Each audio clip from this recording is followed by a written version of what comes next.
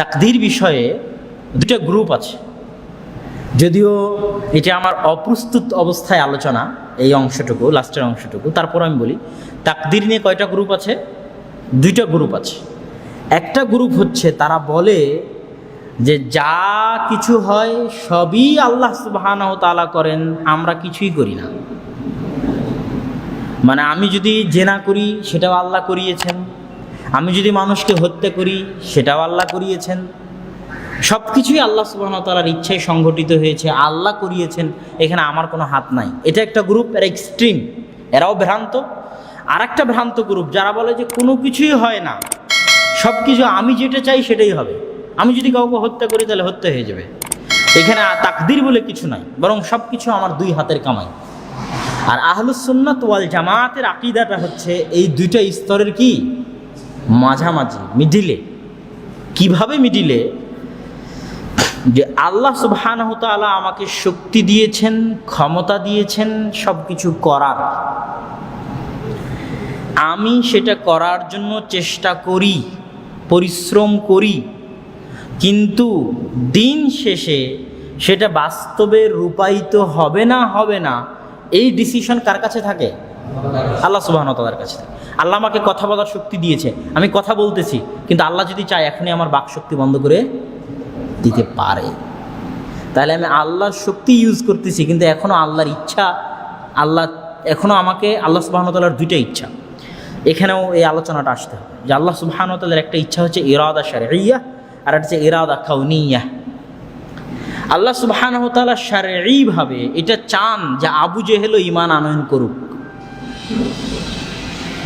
আল্লাহ সুবহানাহু ওয়া তাআলা শারঈভাবে এটা চান যে ফেরাউন ঈমান আনয়ন করুক। কেন চাইবেন না? সারা পৃথিবীর সব মানুষ হেদায়েত হয়ে যাক, এটাই তো আল্লাহর চাওয়া। এই জন্যই তো তিনি নবী রাসূল পাঠিয়েছেন। এটা হচ্ছে আল্লাহর শারঈ ইচ্ছা। আর আল্লাহর আরেকটা কাউনি ইচ্ছা, ফেরাউন যখন আল্লাহকে অস্বীকার করে বলতেছে আনা রব্বুকুমুল আ'লা, আমি তোমাদের প্রতিপালক রব, তখন কি আল্লাহ চাইলে ফেরাউনের মুখটা বন্ধ করে দিতে পারতেন না?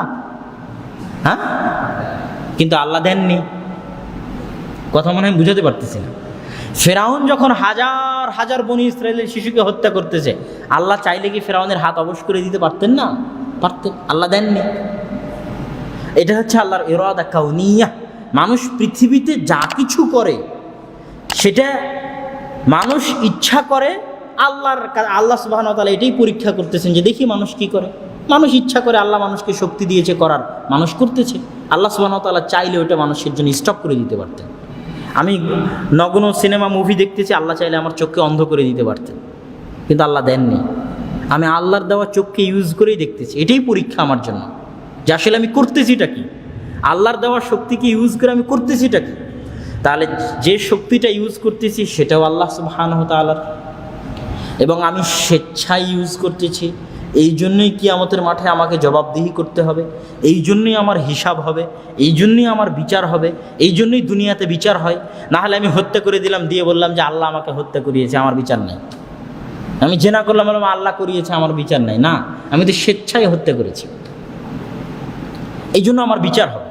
কিন্তু হত্যা করার শক্তিটা আল্লাহ সুবহানাহু ওয়া তাআলা আমাকে দিয়েছেন, এবং আমি যখন হত্যা করি তখন আল্লাহ আমার হাতকে অবশ করে দেননি। এটাই আল্লাহ সুবহানাহু ওয়া তাআলার পরীক্ষা। তো এটা হচ্ছে আহলুস সুন্নাত ওয়াল জামাতের মানহাজ, যেটা হচ্ছে মাঝামাঝি, দুইটা এক্সট্রিম লেভেলের মাঝামাঝি। একদল কি বলে? একদল বলে যে আমরা নিজেরা যা ইচ্ছা তাই করি, এখানে আল্লাহ সুবহানাহু ওয়া তাআলার কোনো হাত নাই। আর একদল বলে কি, যে না, যা কিছু করান আল্লাহই করান, এখানে আমাদের কোনো হাত নাই, পুতুল নাচায় তাই নাচে। আর আহলুস সুন্নাত ওয়াল জামাতের আকীদা হচ্ছে দুইটার মাঝামাঝি, এবং এটার জন্যই আল্লাহ সুবহানাহু ওয়া তাআলা আমাদেরকে কিয়ামতের মাঠে জিজ্ঞাসিত করবেন।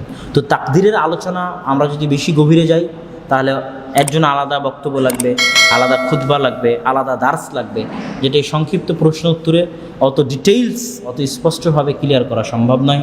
আল্লাহ সুবহানাহু ওয়া তাআলা আমাদেরকে তাকদীরের প্রতি বিশ্বাস স্থাপন করার তৌফিক দান করুক। আল্লাহুম্মা আমিন।